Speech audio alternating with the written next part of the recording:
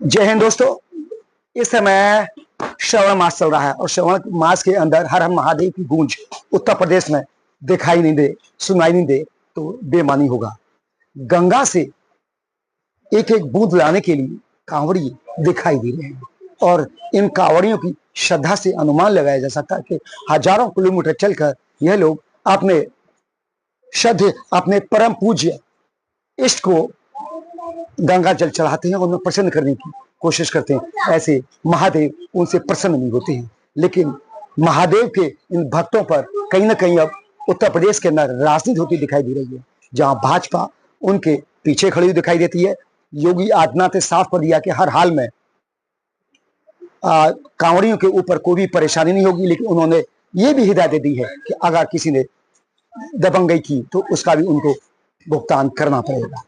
लेकिन कहीं ना कहीं इसमें राजनीति होती दिखाई दे रही है और इसके साथ ही समाजवादी पार्टी एवं कांग्रेस के नेता कांवड़ियों पर अपशब्द भी कहते हुए दिखाई दे। हमारे साथ हैं बजरंग दल के कार्यकर्ता पदाधिकारी देवनाथ तिवारी, उनसे सीधे बात करेंगे। जिस तरीके से इस पर यहाँ पर राजनीति दिखाई दे रही, आपको क्या लगता है किस तरफ जा रहा है प्रदेश?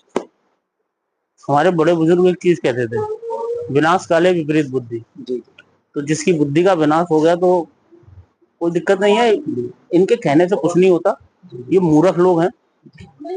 इनके अंदर सिर्फ और सिर्फ मुस्लिम तुष्टीकरण की राजनीति भरी हुई है। ये सिर्फ मुसलमानों के वोट के लिए इस तरीके की ऊंची हरकतें कर रहे हैं। सनातन संस्कृति का उद्घोष हो चुका है और आप देख रहे हैं पहले जितनी कांवड़े चलती थी उसमें वृद्धि इतनी हो गई है, हर वर्ष वृद्धि हो रही है। भोले के वक्त बढ़ते ही जा रहे हैं। अब भोले भंडारी हैं इनकी। मैं तो इस पावन सावन माह के दूसरे सोमवार के दिन आप मुझसे बात कर रहे हैं, मैं तो आज भोलेनाथ से प्रार्थना करूंगा कि इनकी भी बुद्धि और शुद्धि कर दें, इनको भी बुद्धि दें कि ये इस तरीके के उल्टे सीधे बयान देने से बचें। देखो जी, सबसे पहले जब श्रवण मास शुरू भी नहीं हुआ था तब पूर्व मुख्यमंत्री सपा प्रमुख अखिलेश यादव ने कहा था कि योगी आदित्यनाथ को तो एसडीएम, एडीएम और डीएम कप्तान को भी उनके पैर धोने के लिए लगा देना चाहिए, उनकी सेवा पाने के लिए लगा देना चाहिए। उसके बाद इनके तमाम नेताओं ने उल्टी सीधे आरोप लगा दिए। यहाँ के जो उनके मुस्लिम सांसद हैं उन्होंने भी कहा, अयोध्या के कल सांसद ने भी ट्वीट किया, कहा है कि यह बेवजह तूल दिया जा रहा है और यही नहीं, एक कांवड़ियों को राजनीति का मोहरा बनाया जा रहा है हिंदूवादियों के माध्यम से। देखिए, मैंने आपसे पहले ही कहा था, विनाश काले विपरीत बुद्धि। जिसकी विनाश नजदीक होता है उसकी बुद्धि अपने आप ही भगवान पलट देता है, उसकी विपरीत बुद्धि हो जाती है। ठीक है ना। हिंदू संस्कृति का उद्घोष हो चुका है, समाज के अंदर जागरण आ चुका है सनातन संस्कृति को लेकर, धर्म को लेकर, हिंदू धर्म को लेकर। अब ये सब भड़क रहे हैं और उल्टे सीधे बयान दे रहे हैं। इससे ना तो किसी कांवड़ यात्रा पर कोई असर पड़ रहा है, ना शिव के भक्तों पर असर पड़ रहा है, भोले के भक्तों पर भी असर नहीं पड़ रहा, कोई असर नहीं पड़ रहा है किसी पर। लेकिन जिस तरीके से हरिद्वार रोड पर, मेरठ रोड पर, मुजफ्फरनगर पर और देहरादून, माफ कीजिएगा, उत्तराखंड बॉर्डर पर जो दबंगई देखने को मिली है, तोड़फोड़ की गई है, क्या वो सुनिश्चित मालूम हुआ? किसने तोड़फोड़ करी? उनका कहना है कि कांवड़ियों ने किसी को कांवड़िया ने कोई तोड़फोड़ नहीं करी।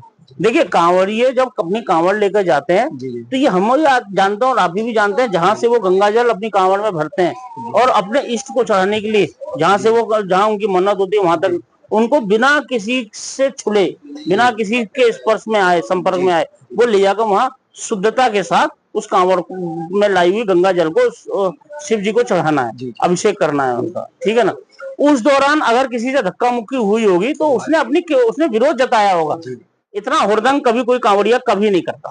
एआईएम प्रमुख असदुद्दीन ओवैसी और कांग्रेस के खुद ही तथाकथित स्वयंभू नेता, नाम ही लेना चाहूंगा, उन्होंने कहा है कि ये कांवड़िया तो एक बहाना है भाजपा के लिए, क्योंकि आगे उनको सत्ता लेनी है। क्या कहेंगे इसको?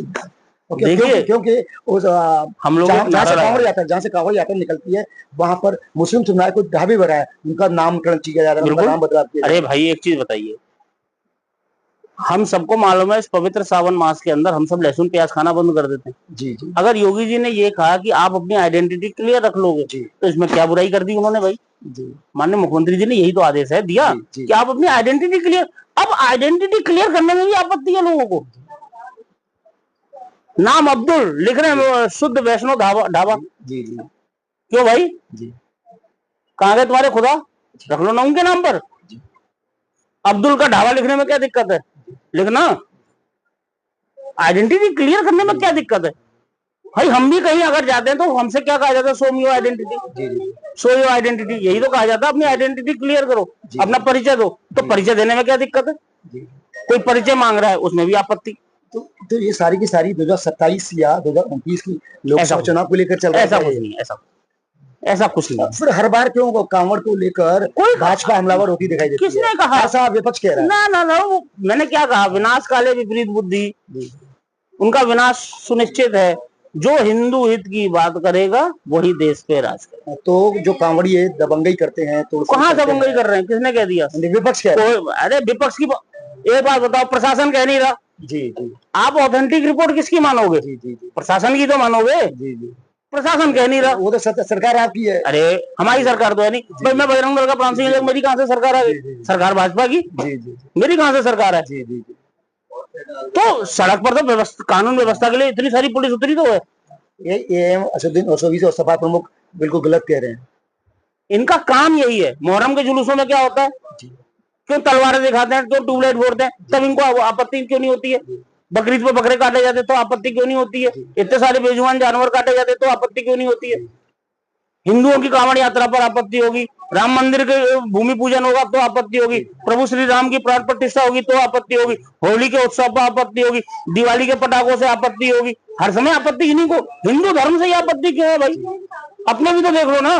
तुम बकरीद के दिन, बकरीद के नाम पर कितने सारे बेजुबान जानवरों का खून करते हो, कत्लेआम करते हो, कितने सारा खून बहा देते हो नालों में, कितना प्रदूषण। हमारे कौन से धर्म से कौन सा प्रदूषण हो रहा है बताओ?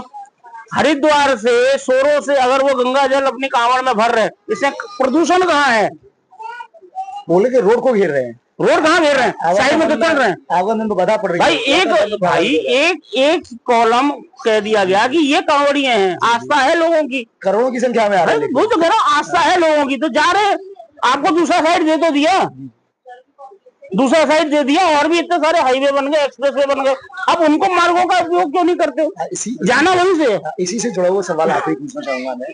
जिस तरीके से आप यहाँ पर कांवड़िए गंगा जल लेते हुए दिखाई दे रहे हैं, लेकिन वहीं पर सड़कों पर आप देखते होंगे कि एक दूसरे समुदाय के लोग वहां पर नमाज अदा करते हैं। आप क्या कहेंगे इसको लेकर? देखिए, उसको सपा कुछ नहीं कहती। देखिए, मैंने आपसे क्या कहा, हमें किसी से कोई आपत्ति नहीं है, हमें मत छेड़ो जी। नहीं, सड़कों पर नमाज जायज है? सड़कों पर नमाज बिल्कुल जायज नहीं है जी।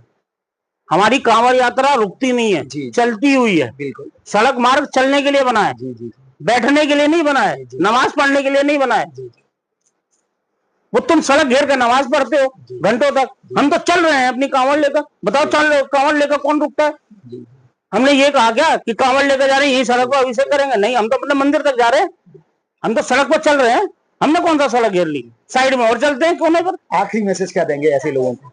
मैंने कहा, विनाश काले विपरीत बुद्धि, जो हिंदू हित की बात करेगा वही देश पर राज करेगा। जो हिंदू हित की बात करेगा वही देश पर राज करेगा, ये कहना है बजरंग दल की नेता विजयनाथ तिवारी का। और जिस तरीके से कांवड़ यात्रा को लेकर लगातार सवाल खड़े हो रहे हैं, विपक्ष हमलावर होता दिखाई दे रहा है। यहाँ तक कह रहा है कि इसके पीछे कहीं ना कहीं राजनीति की जा रही है, और इसका कारण, सबसे बड़ा कारण उत्तर प्रदेश के मुखिया योगी आदित्यनाथ है। वह कांवड़ियों पर फूल बरसाते हुए दिखाई देते हैं। बीते दिनों उन्होंने खुद कांवड़ियों से बात की, उन्होंने साफ भी कहा, ये हिदायत भी दी कि अगर दबंगई की गई तो उसका खामियाजी भी कांवड़ी को भुगतना पड़ेगा। लेकिन विपक्ष इस पर हमलावर होता हुआ दिखाई देता है। आखिर यह राजनीति कहां तक पहुंचेगी, यह आने वाला वक्त बताएगा। आज के लिए इतना ही। अपने साथी के साथ प्रदीप रावत।